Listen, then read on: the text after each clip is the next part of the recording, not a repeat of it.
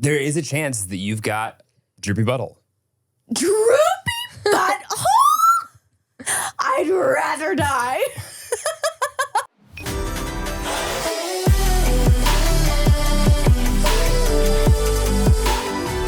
Wild Til now! You ready? Yep, let's go home. We've been using Brooklinen for a while now, and what I really appreciate is the quality. These aren't just products that you love, they're products that you live in for years to come. Brooklinen's super high quality products have been tested and awarded by experts including Good Housekeeping, GQ, Wirecutter, and more. Make your space not only feel like home, but look its best too. I love that you can mix and match and individualize your space with Brooklinen. So refresh your space today with Brooklinen's award-winning textures, layers, and home essentials. Visit in-store or online at brooklinen.com. That's BROOKLINEN.com to get 15% off your first order today. You know, I love my handbags and keeping them pristine, and that's why I'm excited about Curé, the ultimate solution for protecting and preserving your purse collection. We maintain our shoes and cars, so why not our handbags? These are investments, and Curé helps them last a lifetime. Plus, if you ever want to resell, Curé helps keep your bags in top condition for maximum value. There's a limited supply available, so head to mycuré.com to get your leather care kit today. That's MYCUIRE.com. The best way to make your handbags last forever. We're live! Welcome back to the pod. Welcome back to Wild That's how we're Til starting? 9. We're live! I mean, you brought the energy. I wasn't ready. 2. Oh, and then now he's Yeah, pointing. He's yeah. pointing. And It's this is like- when the on-air light goes off. For all of you who have been to like Wheel of Fortune live, you'll know that there's always like 1 or 2 people holding up just big signs going, and we're live! And screaming at you every There's like, 2 no way minutes. they still do that, right? Yes. I've never been Really? to Wheel of Fortune. You never been to like a show with like a live audience who genuinely is like cattle that's being herded? I went to Canadian Idol a bunch as a kid, but we weren't herded anywhere. We were in seats. Well, they don't herd you like physically, but like they're very much like, and you're excited. Oh, yeah. I would say Canadian Idol, they did that. During commercial breaks, they'd be like, okay, here's what's going to happen. We're going to go ba-ba-da-ba-da, and then you go, woo, and then Where do they film Canadian Idol? in Toronto. Okay. Yeah. Okay. I had a friend whose dad worked on the set, and so he was always able to get us tickets. And I was a Canadian. I was the kid, again, early LaurDIY days. I was the kid who would spend days working on my sign for whoever I was going for. Do you remember anyone in particular you'd like to shout out to right now and see how they're doing? You know what? One of my faves ended up with like some crazy allegations, possibly in jail now. And so we're just going to scoot right on over that. Okay. So he's in jail? You know what? Let me Google it. And not to assume it's a guy. No, it is. It Okay, is. well, Let's Sometimes it's something. Okay, I mean, we don't have to spend too much time. But yeah, that's, what's funny is I, in classic American form, didn't realize that there were other idols until. Not guilty as of October 4th Of this year? of this year. Well, justice for. Well, I don't even know if I still even want to say his name because I just feel like David Archuleta. there was a I get it. prior conviction. And Oh. you know what? I just feel like, I stand with women. And so I just don't know. Okay. Anyways, I was the kid who was spending time working on signs. Yeah. I had the Canadian Idol tattoos on both cheeks. I was ready to go. Is it the same logo? Literally, yes, the exact same. Like the 2 tones of blue. Yeah. Yep. Okay. Yep. Yes, it was. We have an update in the FBI case. We fucked up. Maybe. Potentially, we may be fucked up. And so, okay, so after we talked about the whole identity Let's theft hope there's not a jury trial. situation. Well, okay, so here's the thing. Here's what's funny about that is that after we talked about that FBI identity theft situation, and so the TLDR on all of that with the Spark Notes is that essentially— I'm not the one who the FBI showed up to talk to. Is that the FBI showed up to talk to me because someone had stolen my identity, made a fake LaurDIY Borrowed. email. Borrowed. Well. Borrowed. Yeah, they don't try to beat you. They just were you Well. in one instance. Okay. And like a cat conned, commercial. I know, and conned Pretty Little Thing out of all of this money and clothing, and it was wire fraud, and she did it for a bunch of influencers, and that's how I got accidentally dragged into this because Pretty Little Thing DM'd me being like, "Where the fuck is all of our content that you owe us? We already paid you," and I was like, Disclaimer. Pretty Little Thing did not say, where the fuck is our clothing? No, she didn't say. They were actually very, very nice and incredibly understanding for being the victim in this situation. Like they were much more of a victim than I was, to be honest, in my opinion. Yeah. So anyways, I, after that episode, was like, you know what? I'm going to follow up with that FBI lady and just see like where this all ended up because I was curious. FBI lady? What? FBI lady? FBI agent? I don't know. Our friend. Yeah, okay. And I was like, I'm just going to email her because I was like, I definitely still have her email and like, let's see if she's still, and she was. And so, Should we be reading this off? I don't know. I'm not going to read the entire email word for word because I feel like that's probably not allowed. And you know what? I've probably already said more than I should because this case is not closed. Yeah, maybe it's time for less information. So anyways, I might have to go to trial to testify. What the fuck? The way that I don't like putting me in a trial. This feels like an awful idea. I didn't know that part. What do you mean? You didn't know? No, this is a selective hearing situation, I think. That they were maybe going to call you in to testify. Yeah. Oh. What is that going to entail for me? Us taking that last fucking podcast episode down, that's for sure. Really? Yeah, probably. For sure. But I'm a victim. Active investigation. I thought it was closed. We super thought it's been years. It is. Just because you think it's closed doesn't mean it's closed. Yeah, and so I won't disclose the proceedings Whatever's left of what happened to lead to us now potentially having to go to trial. Well, what's funny Day is in my life, I'm going to testify in court. I find it funny that like we went to like go search how it ended, like everybody else does. And Yeah. what did we search? I don't know. LaurDIY, Identity theft, FBI, theft, fraud, wire FBI, transfer, federal, illegal America. I feel like everybody.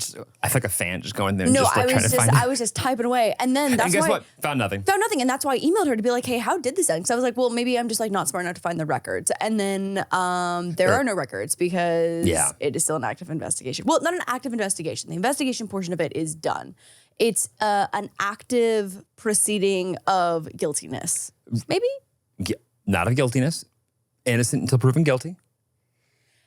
I just feel as if because I'm sitting here still in the body of Lauren Maria Mackey, aka LaurDIY. We don't know. How could you possibly be like, no, I didn't do that?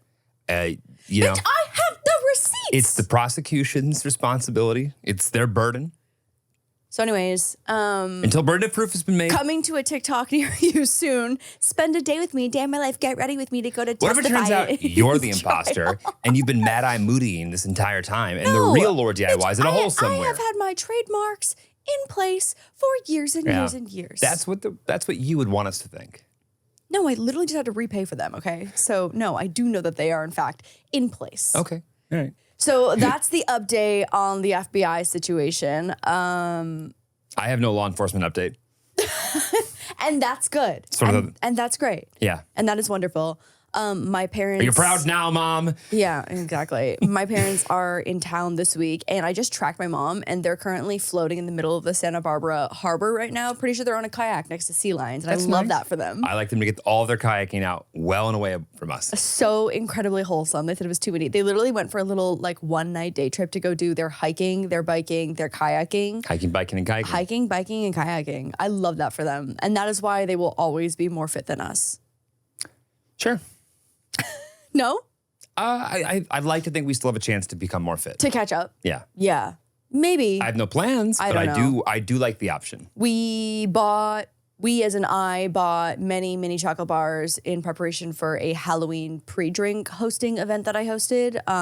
Lauren's on piece number 9 before the people came over. Before the people even got here, yeah. And so it's been a mini chocolate bar filled week. And I have noticed the bowl's been moving. Yeah, but also I feel like you and my dad have been putting them down in secret. Probably had 3 this week. I've literally watched you eat 3. Okay. So then maybe it's my dad, because it's not me. Well, it is me. But there's got to be someone else here putting in work the way I am. I will say that I would like to rank Twix higher than whenever I ranked it last week. Oh, you want to circle back on last week's ranking? I do. I want to increase Twix because whatever it was, it deserves better. It should be higher. Yes. I would like to actually apologize and re-rank Milky Way. Okay. Milky Ways be hitting. I don't even know if we actually ranked Milky Way last week, but much better than I remember. The fact we don't remember. I don't think well, we also had like 20 things in there. You know what? Last episode We made space for circus peanuts.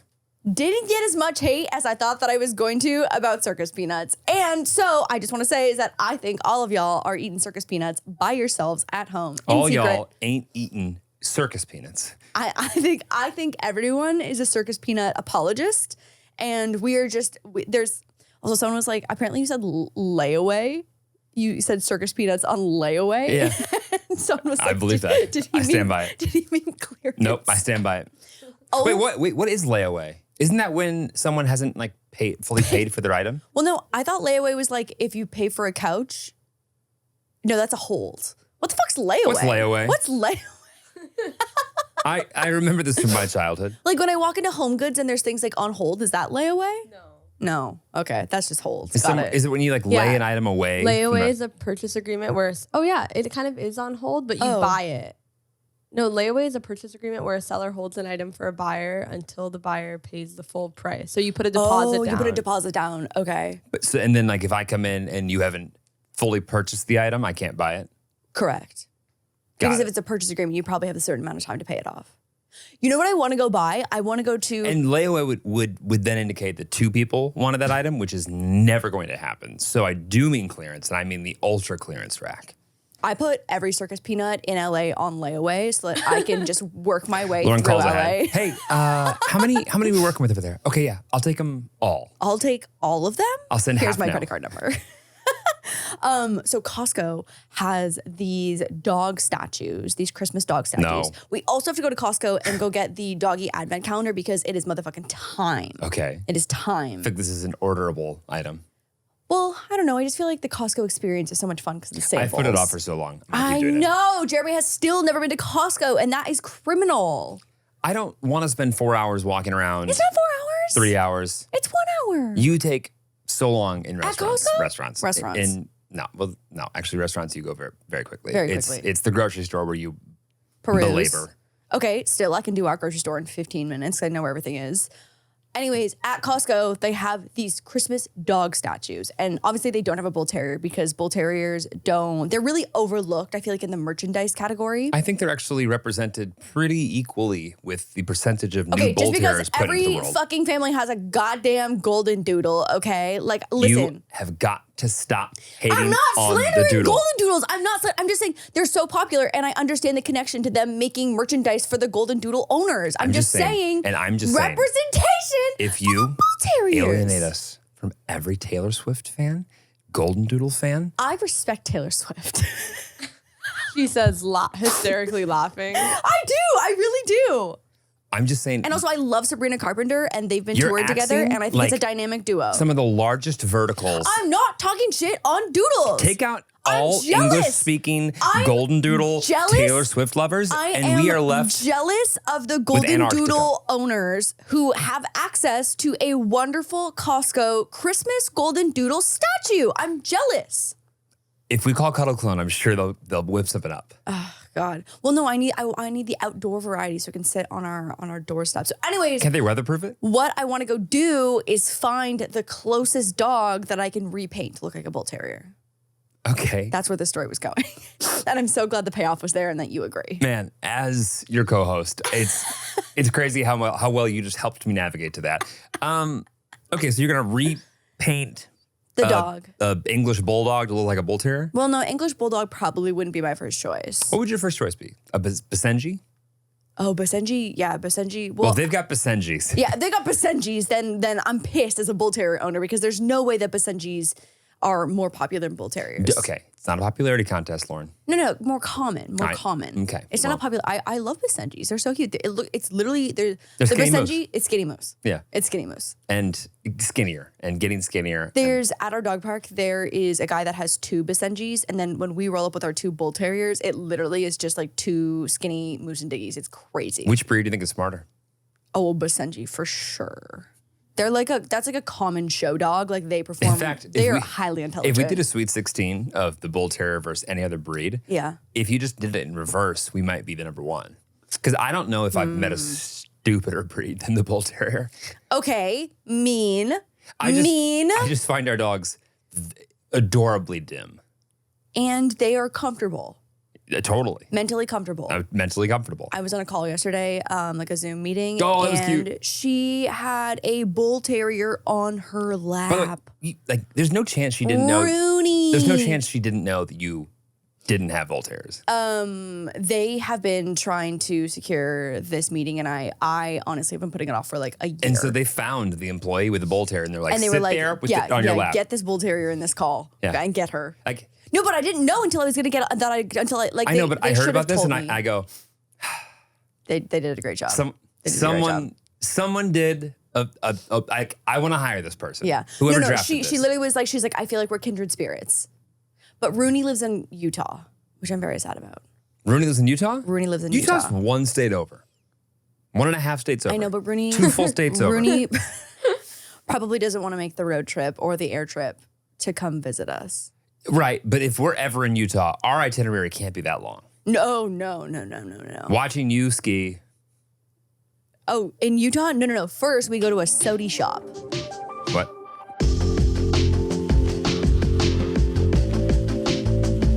The holidays at our place are always full of little moments of chaos, whether it's the dogs jumping on the bed or family members squeezing in last-minute visits. That's why we've been getting the guest room ready with essentials from Brooklinen. I love investing in quality products that help make everyone feel at home. And Brooklinen is hands down the absolute go-to for just that. We've been using Brooklinen for a while now, and what I really appreciate is the quality. These aren't just products that you love, they're products that you live in for years to come.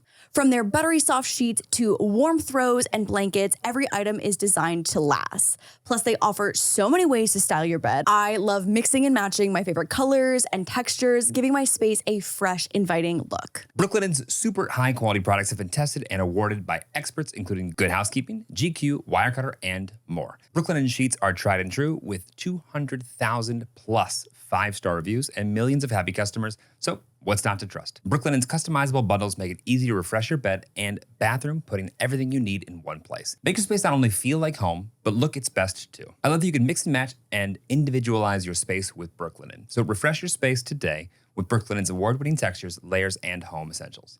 Visit in-store or online at brooklinen.com, that's BROOKLINEN.com, to get 15% off your first order today. Luxury handbags can be an investment, and they deserve to be looked after like one. That's why we're all about Curay. It's the go-to solution for protecting and preserving your treasured bags, keeping them in mint condition for years to come. We maintain everything from our shoes to our cars, so why not give our handbags the same attention? These bags are more than just accessories, and with Curay, you can ensure they stay timeless. Curay doesn't just keep your bags looking amazing, it also can increase the resale value. So if you ever decide to part with one of your prized pieces, you'll get the best possible return for a bag that looks as good as new. In a time where sustainability is so important, Curay helps us care for and extend the life of what we already love. Let's make our handbags last for the long haul. So don't wait, give your handbags the care they deserve with Curay. Trust me, your future self will thank you. There's a limited supply available, so head over to mycuray.com to get your leather care kit today. That's mycuire.com, the best way to make your handbag last forever.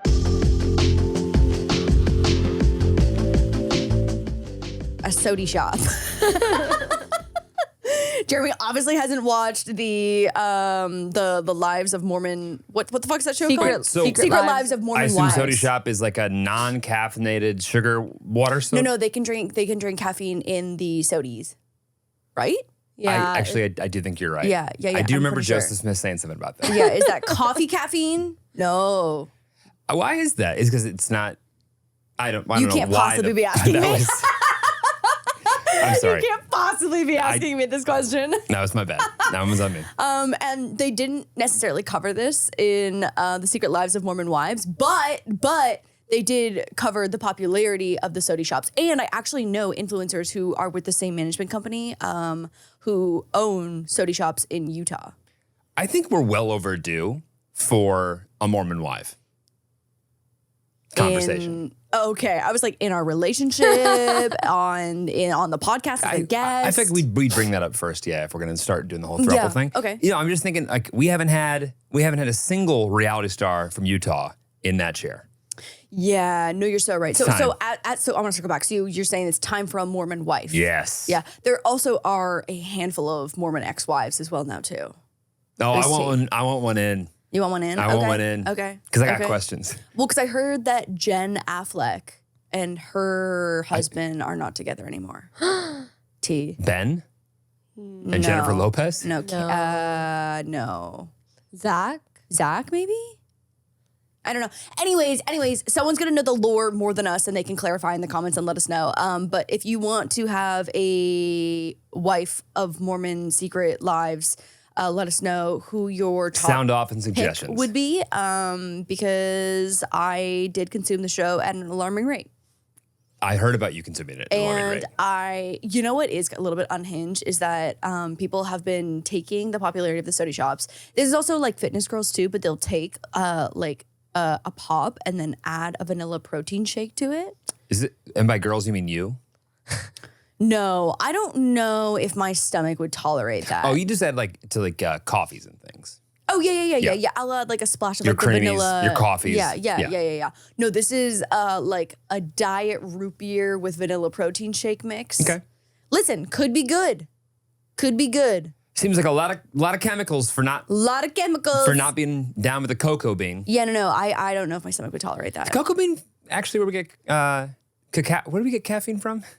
Again, I don't know. Some bean. I'm not the recipient to answer this question. It's not cacao. Okay, well, I was really curious about the soda thing and like why can they have soda and not coffee? And the answer is because Sir Joseph Smith Not a night. said that good Sir Joseph. Just a resident of Missouri. said that it's not coffee that's not allowed. It's hot drinks.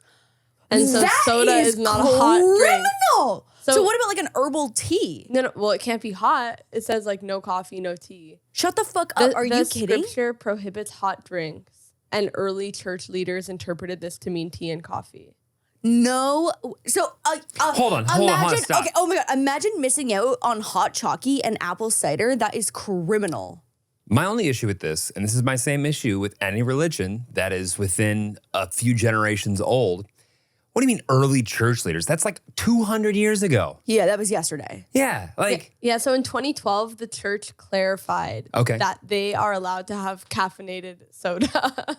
but they didn't say anything about coffee. Can't be warm. No, they can't have coffee or tea. Coffee or tea is a no-go. I think hot chocolate and cider are potentially okay, depending on your interpretation of the scripture. Wait. But then does that mean that iced coffee is okay? God, we need a Mormon wife so bad. No coffee for sure. But if it's hot drinks, then I know, but I think to get to hot. hot coffie, you have to. It has to be made. It has to be hot steeped first. Yeah. So like I wonder where they fall on like an iced matcha latte. We're writing this down, right? We have questions. You know, what I will say is anybody who puts up with these rules because they do believe in a higher cause, good for you. I mean, listen, I Good don't for know. you. I don't know. The self-control is admirable. I don't know. I feel for the population that can't enjoy a nice warm hot chalky on a cool day. Inflation's bad enough. We need less competition. Just keep it the way it is. We found a new merch partner, and I'm so excited. And again, early stages. Maybe I'm jumping the gun here on talking about it. The agreement's not signed. I don't know what she's talking. Yeah, the agreement. I sent back red lines yesterday. You're over here like we found our partner. They're great. You might be the world's worst negotiator. But so what I want to do, and I'm hoping to squeak this in before the holidays because I personally would like to enjoy this product. But I want to do so. There's a product called the Comfy, and the Comfy is this giant fleece, like hooded, oversized blanket situation. So not only are you like pointing out that we have a partner that we don't currently have, but also like you're basically saying we're going to rip off this company's product. No, because I'm an owner of the Comfy, and I think that it's too warm. Okay. It's too warm. And so That is saying something. And that's crazy because for like as an individual who has no temperature regulation, like I have no control of my body temperature. There are 2 temperatures on every dial for Lauren. I have sweating and shivering. And for some reason, I cannot find the middle for the life of me. So anyways, I think the comfy is too fleece. Honestly, it's too warm. That sounds honestly like a highbrow like insult. It's too fleece. It's just too fleece. It's too fleece. It's too fleece. It's too fleece. Okay. And so anyways. You're gonna make a thin comfy? I want a super soft but lightweight hooded blanket sweater with cuffs because I don't like when someone makes a blanket hoodie and you've got like the Harry Potter cape sleeves. It's November. Where do you think we're going to be able to source and ship this out? It is October 30th and I'm going to squeak it in. Okay. I'm going to squeak it in. Okay? I'm thrilled to see these margins. I'm going to squeak it in. Listen, merch has never been a money-making business for us. It's making products that I would like to enjoy that I think that our viewers would also like to enjoy. That's great. Yeah. Each one is the size of, Delaware, and it has to get like into the mail and into someone's like house by Christmas. It'll be great. It'll be beautiful. Yeah. You know what, honestly, we use the hell out of our blankets still. That's what I'm saying. The blankets are so great. And so I feel like we've done the blanket. The blanket has been wonderful. But so even lighter weight than the blanket, I want that in a blanket hoodie with the cuffs and then also a front pocket so that if you have a cat or a small dog, you can put them in the pocket. But maybe we haven't tested that the pocket actually can support the weight of a full-grown pet, so that is up to your discretion. I mean, yeah, that's going to be in the fine print for sure on the product page. But that's the problem. It won't. That's the issue. Yeah, maybe not. If we could get one that could support Stiggy, that would be great. Ooh, 35 pounds. I think that we could put him in as long as you're cradling the pocket. Okay. Assisted kangaroo. Assisted kangaroo. So that's exactly how I'm going to market it on the website. So anyways, I am going to try my absolute hardest to bring this into the world within the next month and hopefully get it on the website by the end of November so that it can arrive. Let's not throw any deadlines out. I mean, I'm going to try so hard. I mean, listen, we're 2 days away from November. So like realistically, it's got to come together yesterday. When you see a landing page that just says, we don't know what it looks like yet. Yeah, but here is... it's going to be about this much. Do you want to put a credit card down? You'll know why. Yep. Oh, but maybe we could do a pre-order situation. Like if we can get a sample printed and like get that approved, we could maybe do pre-orders and expedite that process. We'll do a Kickstarter for your little kangaroo blanket. From a kangaroo blanket. Yeah. Anyways, it's going to be wonderful and I'm so excited. And hopefully, fingers crossed, coming to... And listen, if we don't make the Christmas deadline, that's also fine. Because listen, like in Canada, winter could potentially go until April. Yeah. And that's some bullshit, and that's why I live in LA now. But that's honestly, I don't know how cold Lafayette gets, but I assume it's colder than here. I don't know why I assume that, but I do. Colder than here for sure. Probably not colder than Canada. What's the average winter temperature in Lafayette? Show, can you Google that? I'm disappointed you both don't know, but fine. And I can't wait for it to be in Celsius. Thank God. Average temperature in Latvia during the winter is around -6 Celsius or 21 Fahrenheit. Oh, okay. -21? No, 21. -6. Yeah, Canada, or like Toronto would be colder. Yeah. Toronto would be colder for I mean, sure. that's the average though. Yeah. Okay. So anyway, so Latvia will also be excited. Oh, wait. No, they're on the same hemisphere. Never mind. So they're having winter at the same time as us. I was like, hang on, where's Latvia? Ooh. Yep. Crisis averted. That way. So in other breaking news, 2 new love languages dropped. This happened like in February of this year, and I can't believe we missed it. Honestly, love languages need better PR. New drop? Yeah. No one told us. Yeah. Did you get the pre-order? No one fucking told us. No? And I'm pissed. Maybe we can get the round 2? What are their titles? Oh my God. I actually think... Who has the authority to just drop love languages? Definitely Gen Z. I think that hot take that they're just different words to explain ones that already exist. Ooh, okay, here we go. Okay, so the first new one is called shared experiences. If you're the type of person... This feels like a marketing ploy. American Express, we're not being fooled. And here is the Groupon link to book this excursion. Yeah, right. If you're the type of person who marks up your shared calendar with activities, then chances are your love language is shared experiences. Like the 38% of participants in the survey, people who place shared experiences quality time at the top of their list. Quality time. Of their list. This is just quality time. Love and give love by creating shared memories with their significant other. Different than the traditional love language of quality time, shared experiences focuses on finding deep-rooted bonds. This is like quality time with a hint of capitalism. With some new marketing over new and intentional adventures. It's both the experience itself and the thoughtfulness you put into making that experience happen that makes them feel loved. That's true. This is big love language speaking. I can tell. I'm not buying it.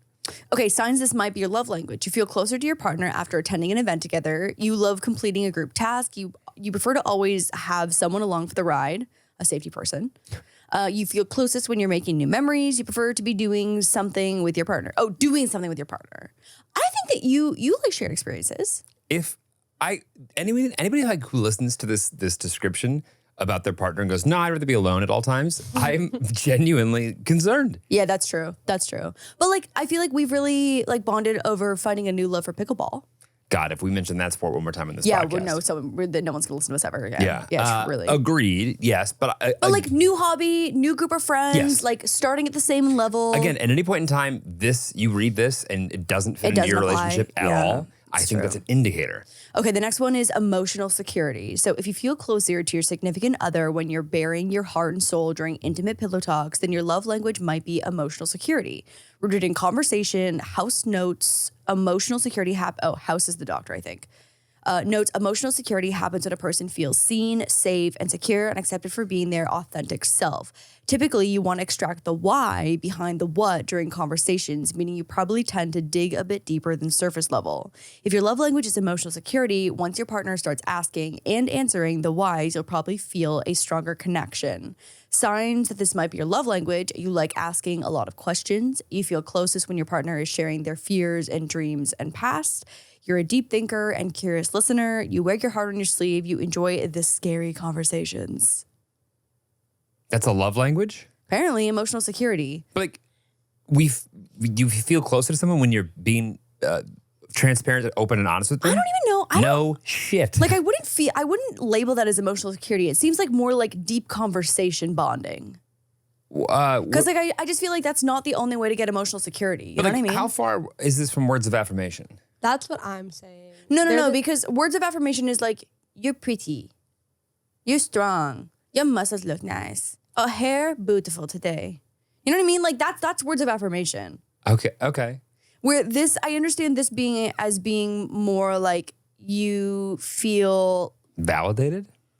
Well, I don't know. I feel like you're like the ability Doesn't to need to be for be the ability to be authentic and what's the word I'm looking for? To be Vulnerable? Vulnerable.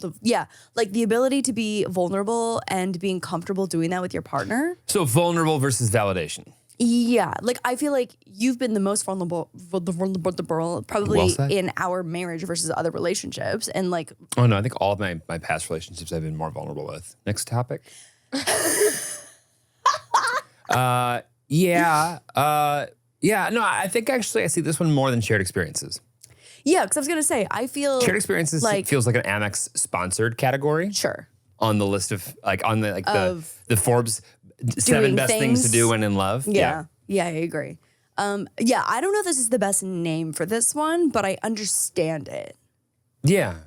Okay, what to watch out for. If all the above sounds like you, be aware that emotional security can easily border on emotional dependency. You'll want to I make was gonna sure. say, this could easily become a trauma dump situation. Yeah, you'll want to make sure you feel emotionally secure before entering a relationship as not to become over-reliant on your partner to care for your emotions. Focus on becoming a pro-dependent couple, one that supports each other's needs in a balanced way. Pro-dependent? Pro-dependent couple. I've heard of interdependent. What the shit does that mean? What about pro-dependent? I also want to be so clear that I'm on a website called purewow.com. So Okay. take all of this with a grain of salt. This was Yeah, also so this written in is fact. 2018 about pro-dependence. I thought we just came up with these like 6 months No. ago. Those were in February. Got it. Pro-dependence is 2018. Okay. And then there's also, of course, the opposite of that, which is no dependence. It's a buzzy term psychologists use to describe a person who relies on someone else, usually a romantic partner, to fulfill all of their emotional needs. Being in a codependent relationship has always been a huge and unhealthy no-no. If you throw an addiction or an abusive relationship in the mix, well, then it gets really tough. Okay. So you want to be pro-dependent. Wait, hang on. So what is prodependence? Is an attachment-focused rather than trauma-focused term I've created to describe relationships that are healthfully interdependent, where one person's strengths fill in the vulnerabilities of the other and vice versa, with this mutual support occurring automatically and without question. So it's a positive, symbiotic relationship in which the couple is supportive of but not relying on one another. Wait, hang on. Are they talking shit about this? Because I feel like that's kind of us. What do you mean? Like, I feel like we do a great job of like picking up where the other person's strengths, kind of like fall off. And then at the end, this sentence says, that sounds ... healthy. I'm like, wait, hang on. When a codependent relationship is spotted by a psychologist, the patient is often told that they are part of the problem, blah, blah, blah. But when a therapist encourages pro-dependence, the patient is instead praised for their efforts to help and doing their best to address what's going on. Wait, so are we talking shit on this or not? Not sure. I don't know, but there's a $12 book on Amazon that we could buy. I'm not going to, but you could buy a $12 book about pro-dependence. So do they just want everybody to be able to be 100% of what they need for themselves if they want to? Yeah, I think so. Okay. Which, I mean, it's fair. In theory, like that's what we say, like you should be fully cooked or nearing fully cooked before you get into a relationship. I'm not going to be able to sew my own Halloween costumes. Just not going to do it. You can. Yeah, right. So where your strengths end, mine pick up. And hey, babe, why is the insert anything here not working? That's got to be me. How do I turn the TV on? Right. Why Wi-Fi not do? Why Wi-Fi not do? Yeah. Why can't see moose when in a basement on the other side of the world? Why? Immediately with no latency. Why? Why can't I see them immediately? I have a question for any of our vet techs out there. Oh boy. Moose won't stop throwing up in the morning. And listen, I have acid reflux. Trigger warning for all those. What? Trigger warning. Acid reflux? No, moose won't stop throwing up in the morning. Yeah. For my emetophobes. I see you. Your Mets. Your Emmets. My Emmets. He won't stop throwing up just like a small amount of bile in the morning. And It's like I don't need to be here for this. I have been incredibly successful. I'm 5 for 5 on his last throw-ups where my sixth sense kicks in and I get his little head into a mini trash can and I take care of the situation. We now have 2, not 1, 2. That is 1 for each floor. Mini trash cans. Mini puke, like mobile. If this friendly. is not fucking exposure therapy for me, I don't know what else could be because it's crazy. I will say I have been awake and like looking at you because I got my phone when Moose begins making whatever noises that he does, and like my hearing is, I believe, maybe 3 times better than yours. I firmly believe that. I really do. But I didn't hear whatever you heard that made you go from asleep to eyes wide open, sitting up, Vertical. all the way to the end of the room, trash can, crate open, Dog moose out, dog. And I'm like, maybe my hearing's not as good as I thought it was. I think it's a motherly sixth sense. I'm not getting you just like eyes wide open and into action. I also hate washing a barfy bed.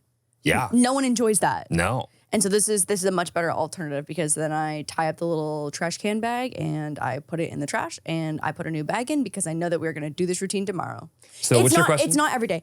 Why does my dog have GERD? Is essentially what I'm asking. Does my dog have GERD? Does he have acid reflux? And so what Google has told me is that it's just stomach bile, like it's just like stomach acid because he is so famished because he hasn't eaten since like 6 p.m. the day before. And guys, it's 7 a.m. You'd think though that if you were really hungry, you wouldn't expel more. Wait, I was gonna say I had a dog that had the same problem, and that was the solution. Was we had to like start feeding the dog later at night before going to bed. Yeah. Why don't we just do like 9 a.m., 9 p.m.? I eat dinner at 9 p.m. Yeah. Moose is pissed at 5 p.m. Yeah, I just got to retrain. Just give him a little tiny snack before bed. That's what we did. A little we snack? Just reserved, Lauren's doing that already. We just reserved like a quarter of their Of his food. Oh man, Diggy's gonna be stoked. He's gonna be like, holy shit, 3 meals a day? This new home slaps. I mean, you wouldn't be happy if you had to go 13 hours without food. No, I wouldn't. You're right. And Moose and I feel like are kindred spirits. Actually, I think you and Diggy are kindred spirits. I mean, I see myself in both of them for sure. Okay, got it. So I think the answer, because he's not throwing anything up outside of like a little puddle of stomach acid. And so I think that he's literally just so starving.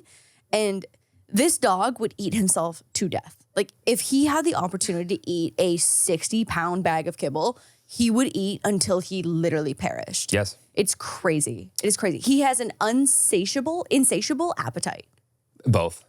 Both. I think that honestly, I wasn't going to cover this today, but because of the topics that you've chosen in a row here, I think we just finished this off with the fact that you now finally have our bidet up and running. Oh, okay. Okay. Yeah, that was dog puke. Dog Directly. puke right into the bidet. Yeah. So And I've also been told I'm not to use it. I think Jeremy is not emotionally ready for Why not physically? Why emotionally?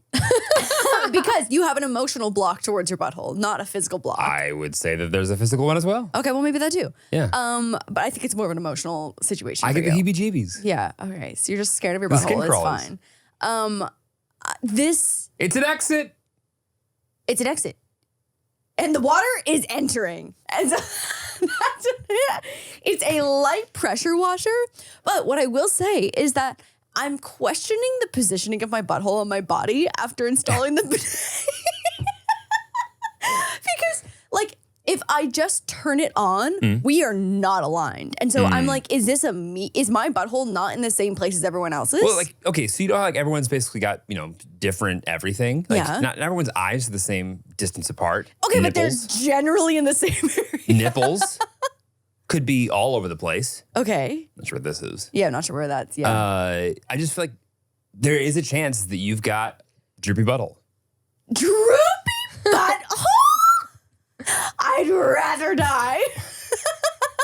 or arguably maybe a little bit higher set. Well, now I'm like, is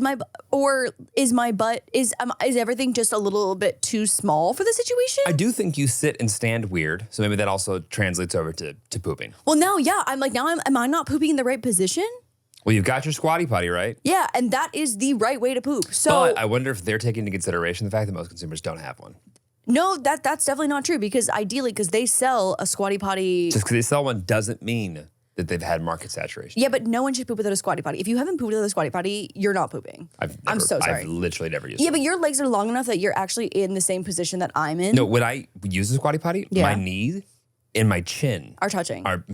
And that's too high. That's what I'm saying. So you in your natural sitting position is the same position that I'm achieving when I'm on the squatty potty. Okay. So you're built-in- you're excused. built-in squat. You've got built-in squat. Yeah, exactly. But if you have not pooped on a squatty potty, you haven't pooped. Okay. You haven't pooped. You Okay, haven't. let's go back to your butthole. So anyway, so I'm concerned that I'm either pooping in the wrong position or my butthole is in the wrong spot.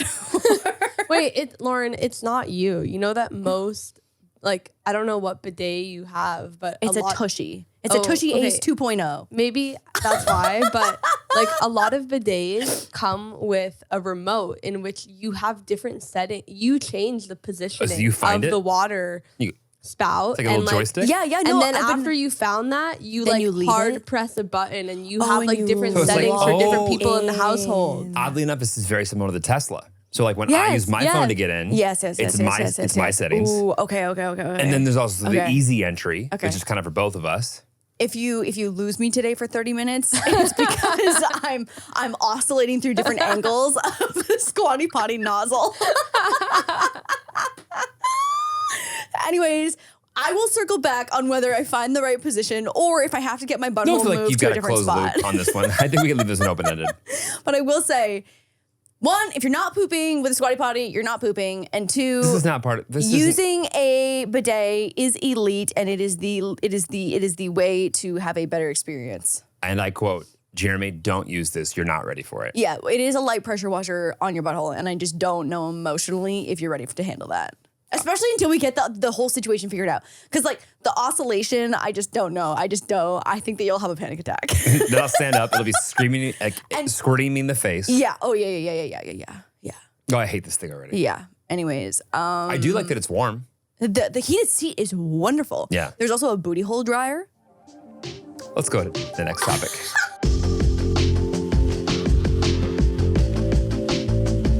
This show is sponsored by BetterHelp. I just want to take a moment to say thank you. Today, I'm feeling especially grateful for you, Tillies. We feel so grateful to have such an amazing audience of listeners who tune in to hear us yap every week. We love you for that. Whether it's the friend who always checks in or the family member who's been there through thick and thin, they deserve a big thank you. And while we're at it, there's someone else we should be thanking a little more often, ourselves. In this busy, unpredictable world, it's easy to forget that we're doing our best to navigate it all. So here's your reminder to not only thank those around you, but to also give yourself a little credit for everything you're doing as well. And one way to show yourself a little extra care: therapy. BetterHelp makes starting therapy easier than ever. It's all online, so it fits right into your schedule, and you can get matched with a licensed therapist in just a few clicks. I've been such a huge advocate for therapy over all these years. When your mind tends to make you feel like your best isn't cutting it, therapy helps you realize just how well you've been doing. Sometimes you just need an outside perspective to help you see clear, and that's exactly what therapy is for. So if you're ready to take that next step in showing up for yourself, visit BetterHelp.com and see how they can help you today, because sometimes the person who deserves the most gratitude is you. Let the gratitude flow with BetterHelp. Visit BetterHelp.com/WT9 today to get 10% off your first month. That's BetterHelp, HELP.com/WT9.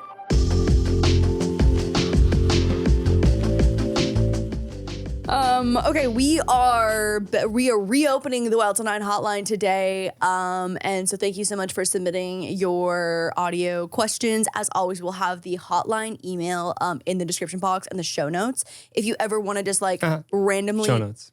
Show notes? Shoshana. Yeah, show notes. It's okay. We'll get next Yeah, one. that was cool.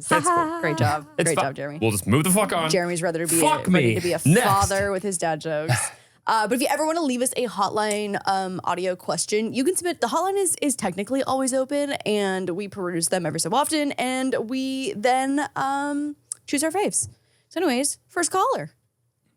Hey, Lauren and Jeremy. Love the pod. Thank you so much for answering my question. I have a friendship/wedding kind of based question. So I recently got engaged to my fiancé of 3 years, and we are in the thick of wedding planning. We're so excited. But my biggest issue/concern is that I don't have a lot of strong female friendships. And I'm really worried that if I ask these girls to be a part of my wedding, that they're going to say no, that they're not going to be super excited for me. And unfortunately, those fears came true when I asked the first girl if she would like to be a bridesmaid. And, she told me that, oh, please don't feel obligated to ask me. You don't need to ask me. So it wasn't a great feeling that people aren't excited to be a part of my wedding and don't want to invest to this next level in our friendship. And so I guess my question to you is maybe how do I deal with this rejection? Is there maybe a better way to ask people? We have this whole plan of gifts and a fun little asking people Christmas party, and we're going to ask them the cute little bridesmaid boxes.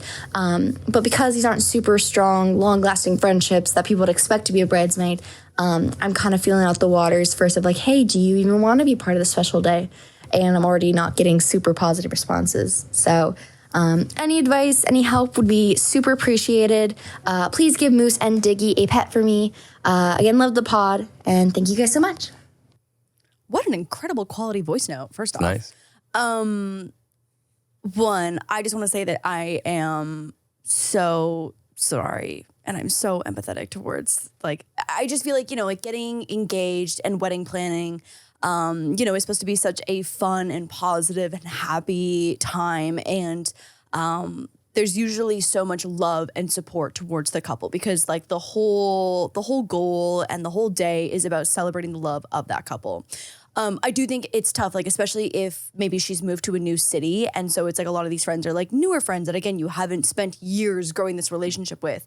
It definitely can be tough. I think for me personally, I haven't had to be a bridesmaid yet where there is a ton of money and time that has to be invested in the process. But just from generally what I understand about the process, I feel that's the biggest fear from bridesmaids is that they won't be able to afford it. And then the feeling uncomfortable at having to voice their financial position of not being able to contribute in the way that they might be expected to, I feel is one of the number one things that I hear people complaining about, or just being fearful of, being in that situation where they just can't afford it. Or even time off, it's a lot of jobs, you only get 2 to 3 weeks off of the entire year. So it's if you're expected to then use 4 of those days to go on a bachelorette trip, like maybe they're thinking about, okay, well, like I really like this person, but we haven't been friends that long and I only get so many days off. And so it's like the time investment as well too. So I'm wondering if maybe the positioning of the asks, I think if the goal is to have girlfriends to do some of like the fun bridal activities with, like to have people with you at your dress shopping appointments, and if, you know, your husband's not or your fiance's not available to like do something to go look at flowers or napkins or cake tasting or whatever it might be, to like have someone just be there with you versus it being an investment of a ton of time and a ton of money. I think maybe setting the expectation up front about what you're looking for in a bridesmaid. Not, I mean, that sounds like such like a sales position way to say it, but I think being upfront about what your goal is and your bridal party and what you're hoping to get from it. I mean, that makes it sound transactional, but like if you're just looking to have people to do the experiences with, I think that you would be incredibly surprised at how excited a lot of girls are to just be a part of that. And I think especially if it's very, you know, low cost, and maybe it's like the bridesmaids don't have to go to every single appointment. Because I know that there's been some brides that are like insane. They'll go to 7 dress appointments and every girl has to go to 7x 2-hour appointments. Like, that's a lot, and people have lives and they're busy, and I think it's an uncomfortable position to ask that much of even your bridesmaids. So I think setting the expectations up front of what your ideal scenario looks like, and positioning it that way maybe. Yeah. Because I think it's so cute too that people, I think also too, like I love the bridesmaid proposal box. I think they're so cute, and it's obviously you showing investment into, you know, wanting to strengthen the friendship and the connection, and you putting effort into that that gesture. And I think people see that sometimes and they're like, oh shit, she spent $100 on this. How much am I going to have to spend as a bridesmaid, and how much time am I going to have to invest into this whole process? And people get scared. So I think just being upfront about the financial investment and the time investment, that is to be, you know, the general expectation might be the way to go. Yeah, I also think that as sad as it is to have to deal with the feelings of rejection for more legitimate reasons than I can even like fathom having to go through myself, there's always the sad reality, which is also not so sad in the end, which is that like, if someone didn't feel like that was something that they should be a part of, it would be much better for them to tell you that than they say yes and they are totally agree sucking the soul out of the room the entire time, whether they mean to or not. Yeah. And like, I think we all know that we don't know what people are going through, whether that be emotionally or financially. I think people are stretched thinner than ever from a time and money and just availability to how much social bandwidth do I have. So like to your point, I think it's not necessarily transactional to outline what it is that you expect of people. However, I think being really, really consistent with yourself about like, okay, what type of involvement is important, and not getting too excited or not, you know, getting to the point where you're doing things just because like you've seen other people do them. So it's like you see those like Reddit horror stories of like brides that expect their bridesmaids to pay for the entire bachelorette trip, and they pay, and the bride puts in $0. Then it ends up being like a $2,000 weekend for every single girl that's involved. And like, that's crazy and that's unhinged. And I feel like people have those stories in the back of their mind when they get asked. So maybe it's a simple text being upfront about like the again, I don't want to make it transactional, but like the goal, and then no, it's not the goal. It's you, this is your wedding. Yeah. So it's like, what is it that you genuinely want or expect from these people? And like, if you want them to pay for a big old vacation, all these things, well, maybe that will be a difficult conversation to have.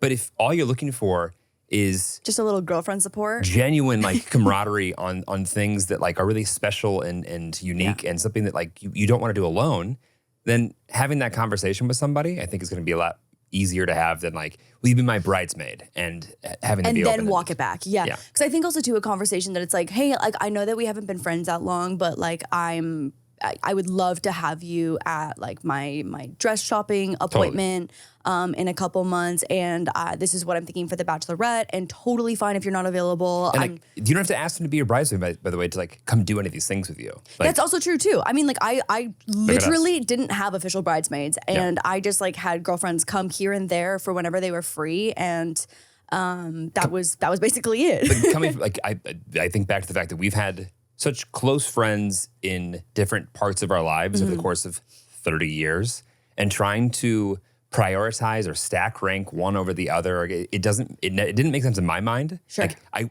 I wouldn't know how to like get to 5 or 6 people that I'm like, okay, these are the people that represent the people that should be there that day. Totally. Without feeling like I'm not including somebody or including somebody that I should. It didn't make sense in my brain. Yeah. That's why we didn't do it. So I think maybe a conversation and start with what you're thinking, and then maybe if the conversation goes well, then maybe you surprise them with the box afterwards, and it's kind of like a 2-parter, so it feels like you didn't invest all of this time and money into like putting together the cute little box, and then someone breaking your heart and saying no in the moment. Like I feel like that's like a really hard letdown. Yeah, like you don't have to. There shouldn't be. You don't need to put yourself in a position where you're going to potentially receive a no. Like have a conversation first. Yeah. And I feel like if it doesn't make sense on either side, you know what I mean? Then you know. Lastly, depending on how interested your partner is in having a ton of like involvement from his friends as well, he might be going through the same thing. And so making sure that you've voiced this to him as well to make sure that like there's at least a line of communication about this being something that is, sensitive. You're being vulnerable about it, yeah. I think that's a wonderful thing to get through as a couple prior to marriage. Yeah. Okay, but good luck, and your wedding's gonna be beautiful, and I'm so gonna be happy for great. you. It's gonna be great. Okay, next caller. Hi, Lauren, Jeremy, and the pups. I've been watching LaurDIY since I was 12, and I feel like I've grown up with you. Fun fact, my dog and Moose were born 1 year and 1 day apart. I am currently a senior in college on the East Coast, and my boyfriend of 4 years just moved out to the West Coast for work after graduating. I'm searching for jobs, but want to make sure that I'm putting my career first, but I also want to end up with my boyfriend because I think he's the one for me. I also don't want to regret my decision in 20 years, no matter what I choose. What advice do you have for prioritizing your career in your 20s and also maintaining the relationships around you? Thank you guys. Love you guys so much, and kisses for the pups. Hard. I love that Moose and Diggy have gotten from color 1 pets, and color 2 kisses. That's very nice. Color 3 better step up. Yeah, better be lip smoochies. Moose did just throw up this morning, and so I understand if you need a 24-hour period, and we'll brush the teeth and everything, but it's gonna be fine. Yeah. This one's hard. I actually, and maybe because I'm Canadian and I struggle, I have to go through so much for immigration.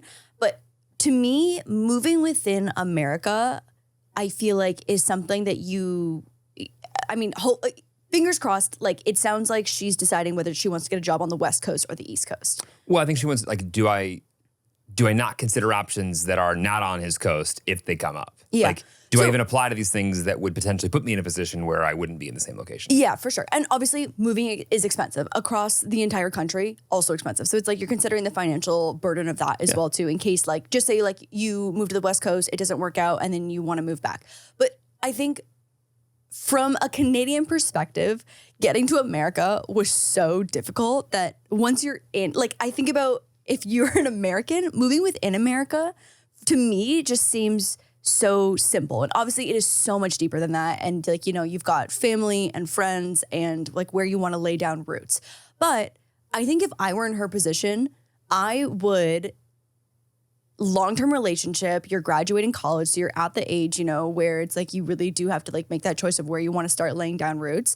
I would job search on the West Coast. It's like you're at the very beginning of your career. And I just feel like if it doesn't work out and she wants to try the East Coast again, I just feel like, there's nothing stopping her theoretically from doing that if things don't work out. But it's like, if you've got a great thing already that you are emotionally attached to and that you've been investing in for, was it 3 years, 4 years?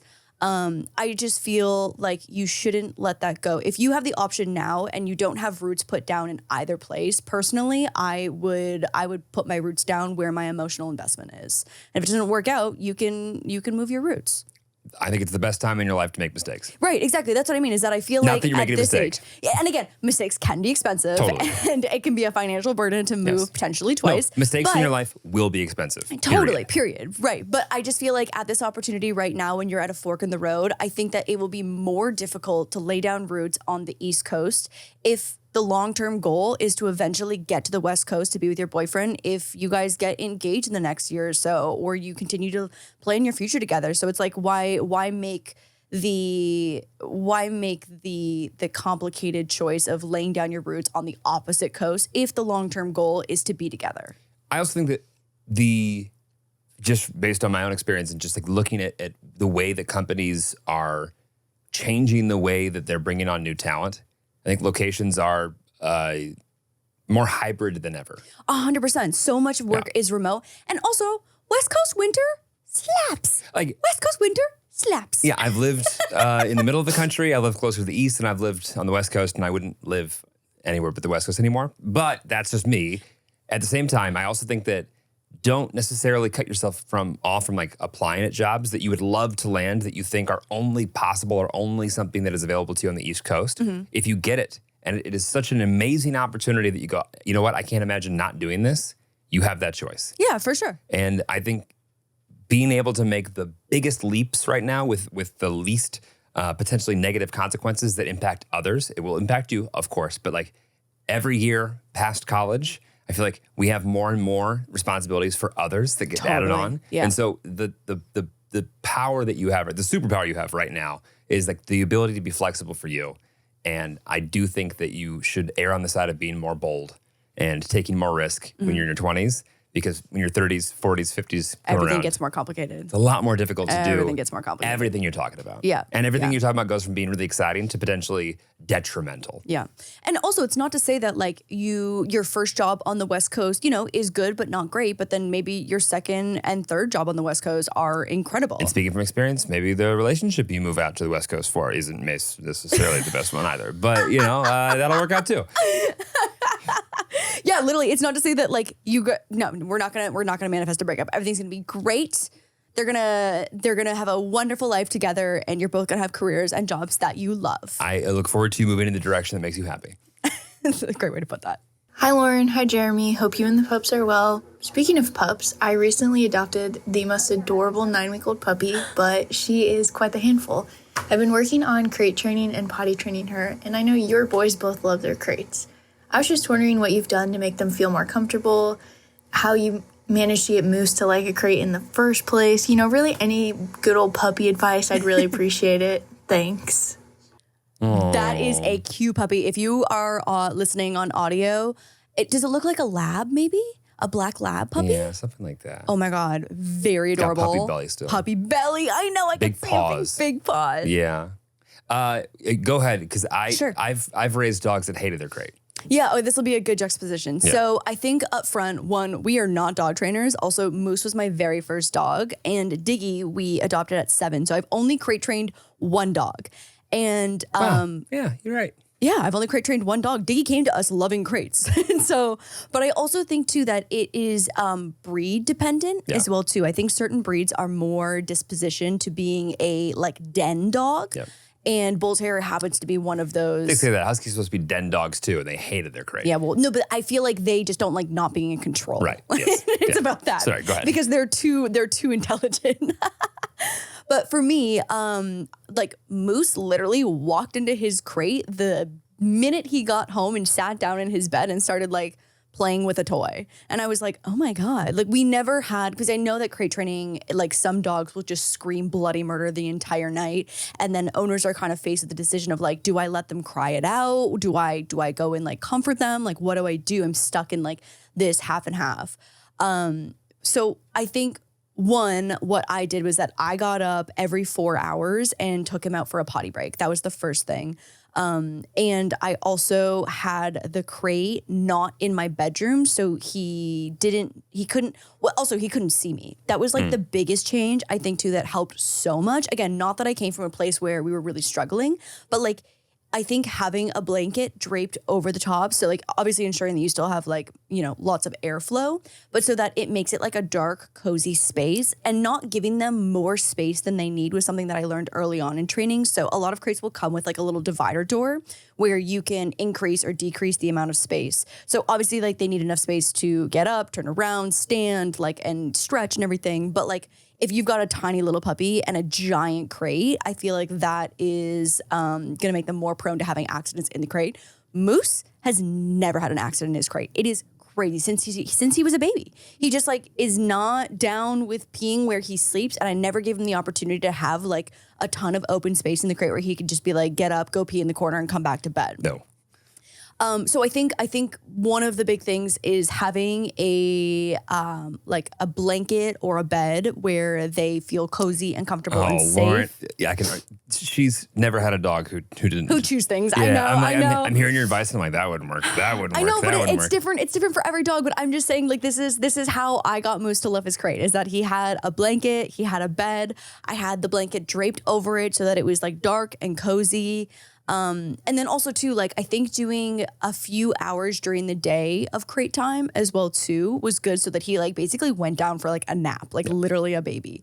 So we would do crate time during the night. I'd get up every 4 hours to take him potty, and then during the day when I would be working, we would still do a few hours here and there of crate time during the day. Same thing, blanket over the crate so that he can still hear me like moving throughout the house, but so that he knows that like it's a little safe space and that like basically it's his room. So if you can get that association to just, you know, build into it being like his little safe little bedroom, then it can be such a great tool and such a great experience. And like overall, I think the best thing is that it protects them from themselves. Like dogs who get into things or tear things up or can choke and like asphyxiate on like dangerous items in the house, like no matter how hard you try to pick up everything off the ground, like dogs, especially puppies, especially when they're like a teenage age, like when they're like 1 or 9 months, when they're basically full size but still have puppy behavior, it can be really dangerous to like leave your dog free roaming with the ability to choke on something. And so I think having the peace of mind for both of you is really, really nice. So I stick with it. It's hard and not every dog loves it, but they're not hurting themselves. If they're not hurting themselves, I think, you know, try and just do your best to stick with it. But I know every dog is different. Well, so if I put a blanket on like my Huskies crates And they couldn't see you? they would have ripped the blanket. They would have found a way to like get their teeth up there. They would have ripped the whole thing open for sure. They even ate their way out of a plastic crate once, and like literally blood coming down the side of it. And it's like, you know that they're only doing that because they'll do anything besides just sit there and wait in that crate. Right. And so what I wasn't able to do that you were able to do was equate the crate with safety. And so whether or not it's a blanket over the top or it's a hard shell or something else, like you were able to like make Moose feel, and rightfully so, like when he was in his crate, at least he was safe. Yeah. And so like I remember because God, Huskies are so bad when they're puppies. They're constantly doing something that is just like They shouldn't. No, you will die if you keep doing that stuff. Yeah. And so like I do think that I'm also not someone who's I guess if they're in a timeout, I've never been someone who's like that afraid to make that timeout something that's in their crate, as long as your emotional response or like the stern words or like the language or the tone that obviously like puppies eventually pick up on stops once they're in the crate. Sure. So it's like I always try to think about it like, hey, even though the crate should be something that they feel like they can always go to be safe, if that's coming after punishment, that can also like be equated there. Yeah. In my mind, the moment they step foot over that threshold, it's like you're in your timeout now, but like I'm not going to give you that body language of like sternness or like that less emotionally available that I feel like when, you know, they pee or eat something or do something stupid that we're like immediately, what are you doing? Yeah. I think also too, another like key part of making it a positive experience for Moose was that I would make sure that he was tired, so that he had already been like physically and mentally stimulated before, and then he would go into the crate and he would just knock out and he would just fall asleep. And so then he just associates that with like his nap spot. If they have nervous energy when they get in the crate, yeah, that's a recipe for disaster. I think that just continues to breed more of exactly what you don't want. Exactly. Right, because like what's going to calm him down?